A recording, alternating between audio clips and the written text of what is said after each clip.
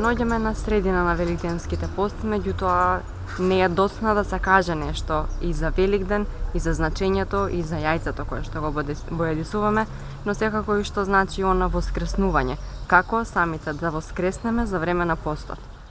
Така, па, за да имаме правилен однос и кон постот, меѓутоа и кон верата, многу е важно да разбереме тие правила, закони, заповеди кои што црквата ги одредила.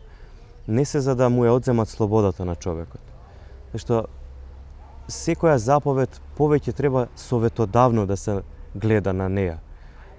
Например, кога Бог вели не убивај, не кради, не лажи, со самото тоа не ни дава забрана Бог, туку самото дело, ако го извршиме, ќе биде против нашата природа. А ако поентата на овој живот е да се стекне вечниот живот, тогаш секоја заповед и секое правило не е ограничување, туку патокас кон тој вечен живот.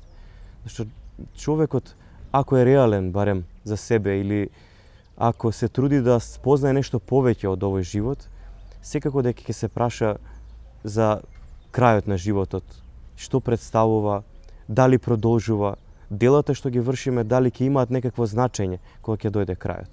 Па во таа смисла, многу е важно човекот тие заповеди да ги искористи во своја полза, за да го извади својот максимум од она што Бог го создаде. Зашто советите доаѓаат од оној кој што ја создаде и душата и телото. Затоа, еве, во однос на постот, многу е важно да не се задржиме само на оној дел што јас не смеам да правам за време пост. Нели, не смеам таа храна, не смеам ова, не смеам ова, она. Многу поважен е оној дел кој што постот не доведува до една состојба на тргнување од задоволства, кои што нас, ако премногу ги конзумираме во животот, не прават себични. Постот не учи да се откажуваме она што само нам ни годи, во името на Бога првин, потоа заради себе да се оттргнеме од нашите гревовни навики и понатаму за време постот, како што има една беседа Свети Јован Златоуст, да се потрудиме да израчунуваме колку сме, например, уштеделе со тоа што не сме јале мрсна храна, па остатокот да го дадеме и на сиромаси. Тоа е оној видлив дел, затоа што храната не е воопшто сметана од нас православните како зло. Па сега многу луѓе ќе речат, јас не сум убил, не сум украл, тоа е доволно, храната нели не внесува зло во нашите усти. Меѓутоа, постот е дисциплина. Вие знаете дека секој спортист има одреден режим на исхрана, на функционирање, на одмор и така натаму. Не случајно и Христос пред почетокот на својата дејност, на својата мисија, тој првим пости 40 дена во пустината. Иако е без грев. Зашто многу пати луѓе кои што доаѓаат во црква и кои што постат, кажуваат дека добиле приметба од нивните блиски, зошто постиш толку ли си грешен, или зошто одиш во црква толку ли си грешен. Баш напротив, најстрого постеле оние кои што се скоро и без грев, светителите. Христос е без грев во целосна смисла на зборот, а тој не јадел и не пиел. Тоа е природна состојба кога човекот ќе се фокусира на духовното, да заборави на материјалното, на телесното. И на тој начин почнува една потрага кон Бога, кој што постојано околу нас, меѓутоа ги наоѓа во себе оние работи кои што го спречуваат човекот да познае колку Бог нас не љуби. Зашто неговата љубов кон нас е секогаш една те иста, силна, искрена. Меѓутоа, нашиот грев е оној кој што нас ни попречува да можеме тоа да го спознаеме и во крајна мера да се почувствуваме како вистински деца Божји. Не како наемници, не како некои што треба само да се бојат од Бога, да не ги казни или треба да донесат, не знам, чорапи и мајци за да нешто им се случи. Човекот откако ќе спознае каде греши, откако ќе се исповеда пред свештеник, еве и тоа е уште еден услов за човекот да може послободно да пристапи кон светата тајна причест, кон телото и крвта Господови.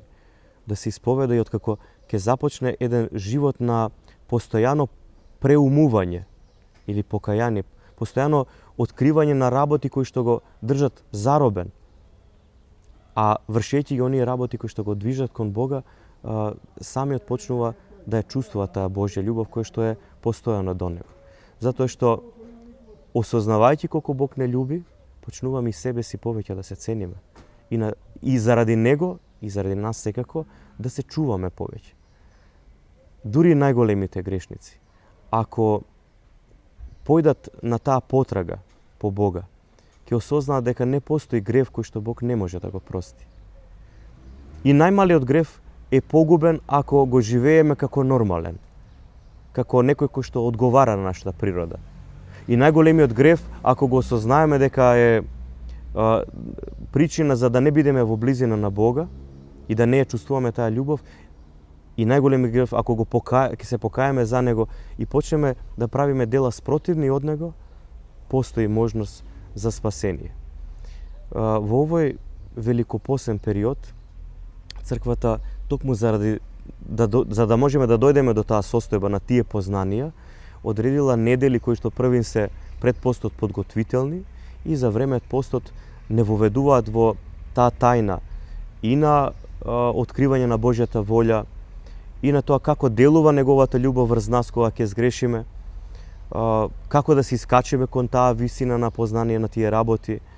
И затоа е битно, многу е важно тој циклус на литургии, или секоја недела што си ги има, да ги посетуваме. Зашто и постот, и молитвата, и нашиот духовен живот не се само наше дело, само на нас нешто да ни користи и ние да добиеме некаква награда за тоа. Животот на секој еден христијанин е заедничко дело во црквата. Токму тоа и значи литургија. Заедничко нешто што го правиме кон Бога. Затоа и постот, и молитвата, и литургиите се за сите нас да не осветат, сите да не спасат.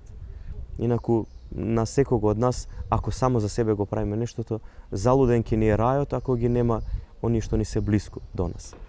Затоа оние кои што постат, оние кои што не знаат како да постат или како да започнат, или можеби поради недоволно силна и волја и здравје, се двомат, нека пристапат кон нас, за да можеме да ги насочиме, да ми објасниме што представува, како да се пости, кој е типикот, зашто повторно, човекот кој што еднаш ќе почне да пости, постот го доживува на многу повисок степен отколку оној што смее и што не смее. Затоа радоста треба да биде плод на тоа постење, на тоа себе свесно лишување од работи кои што се милливи по својата природа, а не возвишува кон созерцание и кон фокус на оние работи кои што се немилливи и кои што секако се важни за наш вечен живот. Сега што се однесува до, ги спомнавте, нели? Символиката, да. Тоа е тема постојано која што, нели, поинтересна ќе биде за оние млади генерации што доаѓаат. Па пред се ќе го спомнеме Христа како центар на целиот Великден, како центар на нашиот живот, како цел кон кој што треба да се стреми секој човек, како треба да личи и како да се однесува, за да може да достигне нешто. Тајната на Бога е таа дека он не посака човекот да умре. Тоа првин треба да ни биде секогаш јасно и кога ќе се случи смрт во кругот на нашето семејство, да не ни биде револтот кон тој врвен авторитет. Крајната љубов Бог ја посведочи со тоа што го испрати својот единороден син да прими природа како ние луѓето што имаме, со неа да учествува во сите страдања што ние учествуваме, да биде измачен, осуден на празно, без никакви докази и на крај да пострада на крстот, за да може да не искупи и од гревовите и од смртта. Не можеше човек тоа да го направи. Зашто не може некој да гарантира за вас пред судијата ако и самиот е грешник. Нема кредибилитет. Па така и не може смртта да ја победи некој кој што и самиот е грешен, што значи инфициран од таа смрт. Затоа Синот Божи, Зборот Божи, Логосот Божи стана тело, доби име Исус Христос и тој без грев откако беше погребан, воскресна.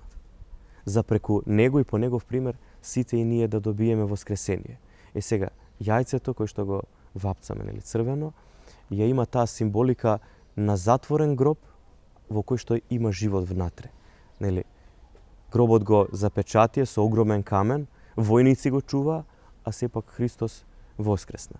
Црвената боја пак е символот на крвта негова која што е пролеана на крстот за живот и за спасение на секој човек и за надеж на секој човек.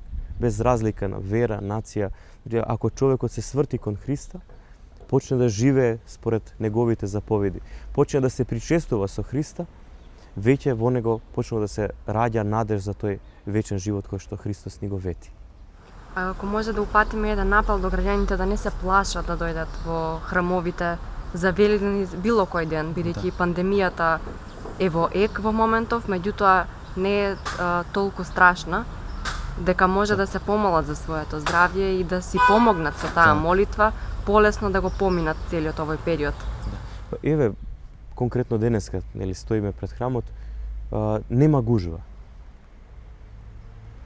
Ние се трудиме максимално протоколите да ги испроведеме и мора да сватиме едно нешто. Оваа болест е навистина страшна за телото. Многу семејства изгубија своји ближни. Ние сме сведоци зашто кај нас ги запишуваат луѓето тие погребни статистики. Меѓутоа, многу пострашно нешто се случува со психата на човекот. Молитвата нам ќе ни помогне да го надминеме тој дел. Зашто секогаш во животот важи едно нешто. Бог ни дал нам ум, раце, нозе, се што е функционално за да се заштитиме, да го заштитиме ближниот, значи да не избрзуваме со некакви заклучоци дека не постои вирусот и дека тоа е нешто измислено, па верувајте, не еден човек има дојдено да се покае за такво нешто откога ќе им се случи нешто лошо. Меѓутоа, во животот ние можеме да дадеме во тој однос се од нас. Да се штитиме, да се лекуваме, да се храниме здраво, да се облекуваме, затоплуваме. Меѓутоа, во делот кај што веќе не можеме нешто да преземеме, човекот или преминува кон психоза, кон нервоза и неопишлив страв и продолжува така да живее, или треба кога ќе дојде до таква состојба, ако е верник, сето она што не може самиот да го направи, да му го препушти на Бога, па негова волја да бидне. Затоа е важно човекот да не се одделува од молитвата. Посебно јас затоа и постот го спомнав како помошно средство кое што ќе ни помогне да се фокусираме на важните работи. Не само во однос на оваа пандемија, туку и во односот на смртта и во односот на тоа што правиме ние во животот со нашите ближни, со нашето однесување, со нашите мисли какви ни се во главата. Фокусот секогаш треба да биде кон она кој што нема да помине, а тоа е душата. Телото навистина, дали сега во овој период, дали кога годините ќе ни дојдат, ќе не напушти, сепак многу е важно како до тој момент ќе го живееме животот. Дали со вера или во страв.